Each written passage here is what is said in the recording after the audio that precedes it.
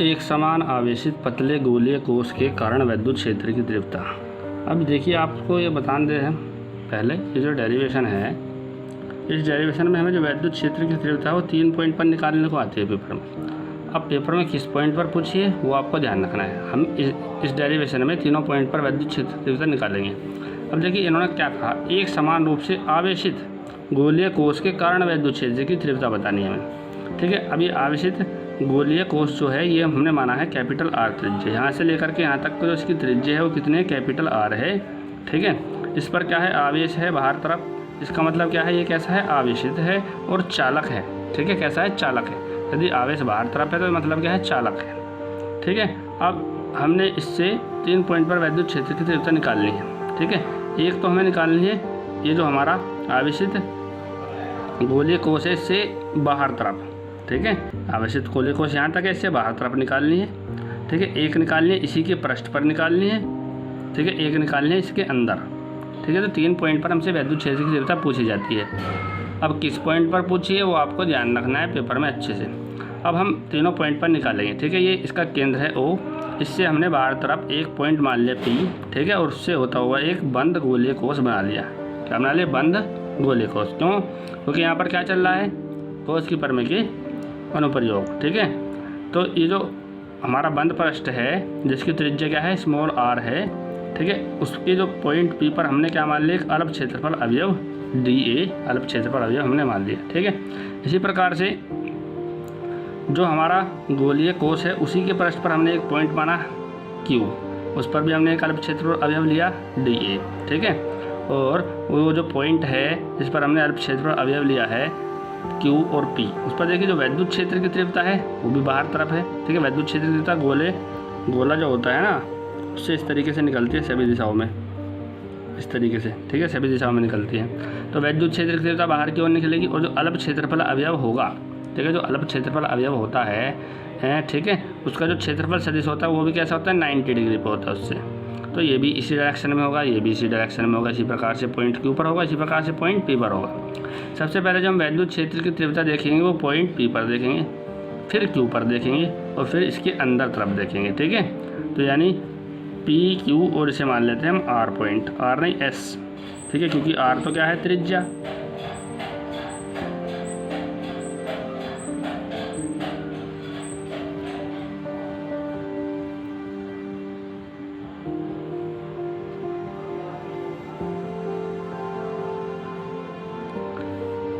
ठीक है, तो अब हम क्या करेंगे, सबसे पहले पॉइंट P पर, P कहाँ है, इस गोलीय कोश से, आवेशित गोलीय कोश से बाहर तरफ। तो सबसे पहले हम लिखेंगे कोश के बाहर विद्युत क्षेत्र की तीव्रता।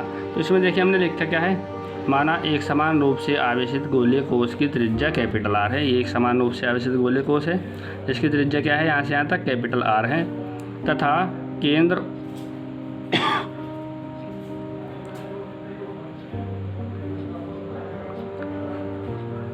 केंद्र O से स्मॉल r दूरी पर एक गॉसियन पृष्ठ पर बिंदु P पर एक अल्प क्षेत्रफल अवयव dA है और P पर विद्युत क्षेत्र की तीव्रता। ठीक है, इससे स्मॉल r दूरी पर एक बिंदु P है जिस पर हमने क्या बनाया, एक गॉसियन पृष्ठ माना और उस पर एक अल्प क्षेत्रफल अवयव है जो क्या है, dA। तो हम देखिए कोश के बाहर, कोश का मतलब क्या होता है, खोखला गोला।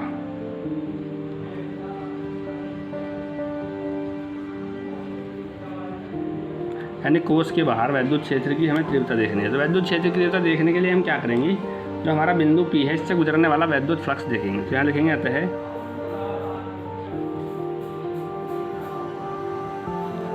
बिंदु P से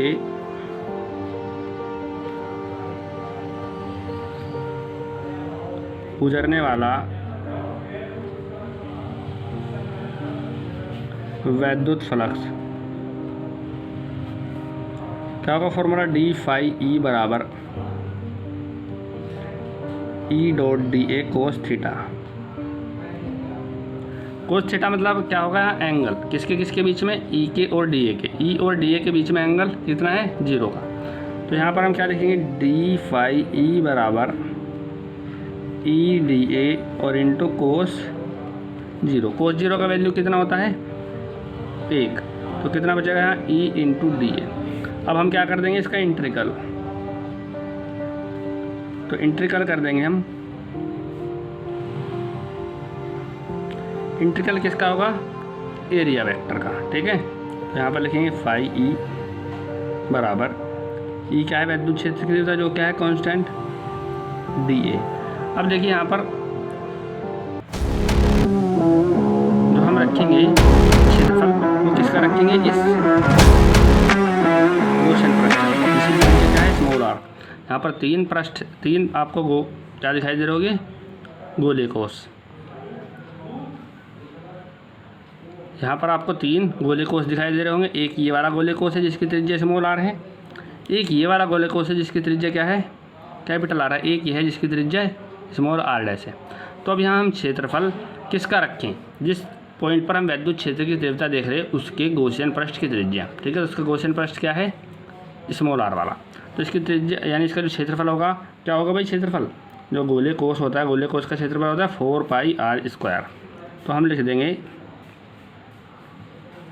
ई into 4 pi small R square. ठीक है, तो यहाँ से हमें इसका वैल्यू पता चल गया है, फाई ई का वैल्यू कितना आ गया। चूँकि अब गॉसियन पर में से फाई ई का वैल्यू कितना था? Q upon epsilon not. तो यहाँ पर हम रख देंगे, क्या रखेंगे यहाँ पर?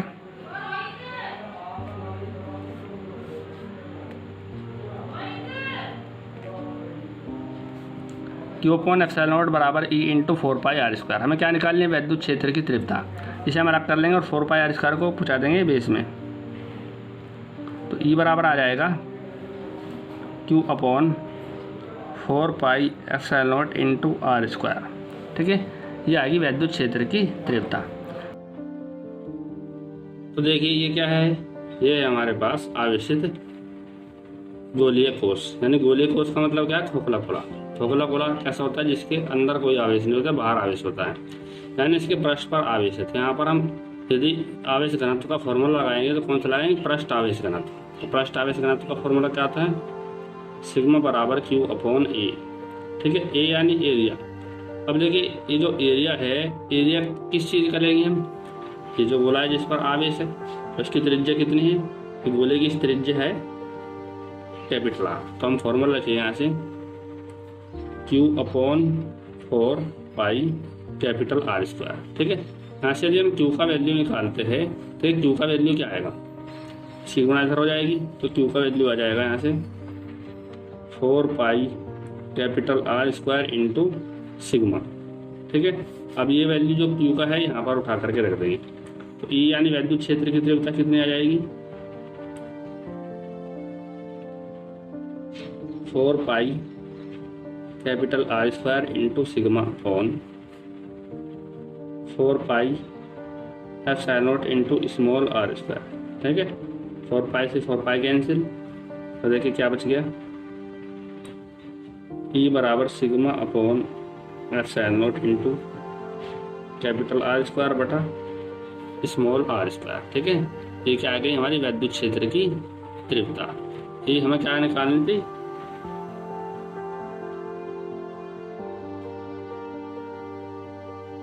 यही हमें ज्ञात करनी थी। इसे हम बड़े से बॉक्स के अंदर बंद कर देते हैं। ये तो हमने पहली कंडीशन में निकाल ली वैद्युत क्षेत्र की तीव्रता गोलीय कोष के बाहर। ये कहाँ पर निकल लिया हमने? गोलीय जो कोष है, ये वाला जो हमारा गोलीय कोष है, इससे बाहर किसी भी पॉइंट पर हमने वैद्युत क्षेत्र की तीव्रता निकाल ली। अब हम देखेंगे इसी गोलीय कोष के पृष्ठ पर वैद्युत क्षेत्र की तीव्रता कितनी होगी। ठीक है, तो देखिए गोलीय कोष का जो पृष्ठ है उसकी दूरी कितनी है यहाँ से यहाँ तक? उसकी दूरी है यहाँ से यहाँ तक कैपिटल आर। तो यानी यहाँ से यहाँ तक दूरी कितनी थी? Small R. जब हम यहाँ से यहाँ तक देख रहे थे तो हमें दूरी कितनी रखनी पड़ी थी? Small R. यदि हम यहाँ से देखेंगे तो इसके लिए हम क्या करेंगे भाई? जो स्मॉल आर है, स्मॉल आर की जगह क्या रख देंगे? Capital R. क्यों? क्योंकि हम ये जो गोलीय कोष से घटा के यहाँ से यहाँ तक ले आए। तो अब दूरी कितनी होगी? अब पहले स्मॉल आर थी, तो अब दूरी घटाने के बाद कितनी हो जाएगी? Capital R.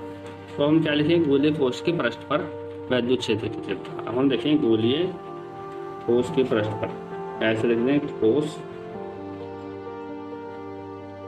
के पृष्ठ पर, कोष के पृष्ठ पर पॉइंट कौन सा था? Q, यानी Q पर। तो देखिए हमें क्या करना है, चूंकि आर जो है गोले कोस का वो किसके बराबर है, कैपिटल आर के बराबर है। तो इस फॉर्मूले में हमें कुछ नहीं करना, बस हम क्या कर देंगे, जो स्मॉल आर है उसकी जगह कैपिटल आर रख देंगे, तो वैद्युत क्षेत्र की तीव्रता आ जाएगी। तो ई बराबर कितना होगा, sigma upon epsilon not into ऊपर क्या है कैपिटल आर और नीचे स्मॉल आर की जगह हम क्या रख देंगे भाई, कैपिटल आर स्क्वायर। ठीक है, आर स्क्वायर से आर स्क्वायर कैंसिल हो जाएगा, तो क्या बचेगा, यहाँ पर बचेगा ई बराबर सिग्मा अपॉन एप्सिलॉन नॉट। ये कहाँ पर आएगी, गॉसियन कोष्ठ के पृष्ठ पर। ठीक है, यानी तो हमारा गोलीय कोष्ठ था, उसके पृष्ठ पर वैद्युत क्षेत्र की तीव्रता कितनी आएगी, सिग्मा अपॉन एप्सिलॉन नॉट। ठीक है, उससे बाहर कितनी आएगी, sigma upon epsilon not into capital R square बटा स्मॉल आर स्क्वायर। मात्रक दोनों का सेम होगा, न्यूटन प्रति कूलम्ब। अब हमें निकालना है इसके अंदर कितनी होगी। हमारा गॉसियन कोष्ठ है, यानी जो हमारा गॉसियन पृष्ठ है, इसके अंदर यदि हम वैद्युत क्षेत्र की तीव्रता देखेंगे तो कितनी होगी। तो देखिए अब आपको याद रखना है, हमने आपको बताया भी था, ये जो हमारा गोलीय कोश है जिसके पृष्ठ पर आवेश है, यदि हम इसके अंदर वैद्युत क्षेत्र की तीव्रता देखते हैं तो इसके अंदर कोई भी प्रकार का आवेश नहीं है। क्यों, क्योंकि आवेश तो कहाँ है, पृष्ठ पर है, बाहर, अंदर कोई आवेश नहीं है। जब अंदर आवेश नहीं है तो वैद्युत क्षेत्र की तीव्रता भी अंदर कितनी होगी, 0। ठीक है, जहाँ पर आवेश होता है वहीं पर वैद्युत क्षेत्र की तीव्रता भी होती है। ठीक है, अंदर वैद्युत क्षेत्र की तीव्रता कितनी होगी, 0। क्यों, क्योंकि यहाँ पर कोई भी आवेश नहीं है। ठीक है, तो ये वाली बात हम लिख सकते हैं कि गॉसियन कोष्ठ के जो अंदर है वो आवेश नहीं रखता है और इसी कारण वहाँ पर वैद्युत क्षेत्र की तीव्रता कितनी होगी, 0 होगी। तो हम लिखते हैं कोश के भीतर, कोश के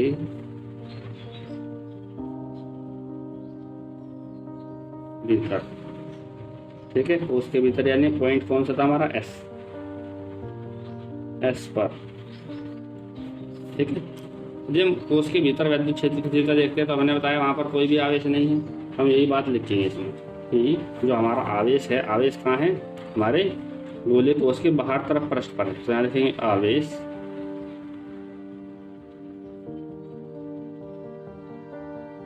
गोलीय कोश के बाहर पृष्ठ पर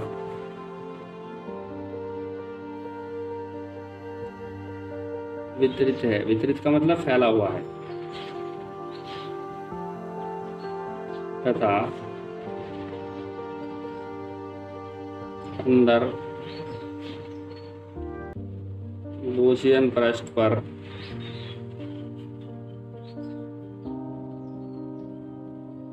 कोई आवेश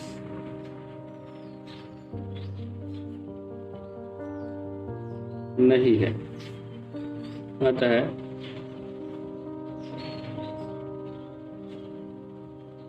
अंदर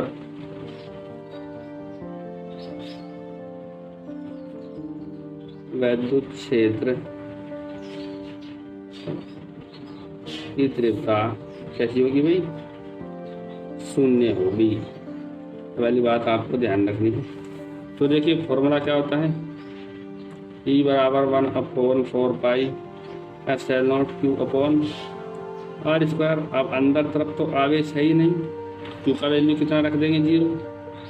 जब यहाँ पर Q का वैल्यू 0 रखेंगे तो वैद्युत क्षेत्र की तीव्रता कितनी आ जाएगी, 0। इसीलिए अंदर जो है वैद्युत क्षेत्र की तीव्रता कितनी होगी, 0 होगी। क्यों, क्योंकि वहाँ पर कोई भी आवेश नहीं है। ये हमारा डेरिवेशन है। ये डेरिवेशन कंप्लीट तो 3 पार्ट पर पूछते हैं। ठीक है, एक पूछते हैं बाहर तरफ, एक पूछते हैं पृष्ठ पर, एक पूछते हैं अंदर तरफ। तो आपको अच्छे से याद रखना। अब आप इसे एक बार अच्छे से देख करके नोट कर लीजिए।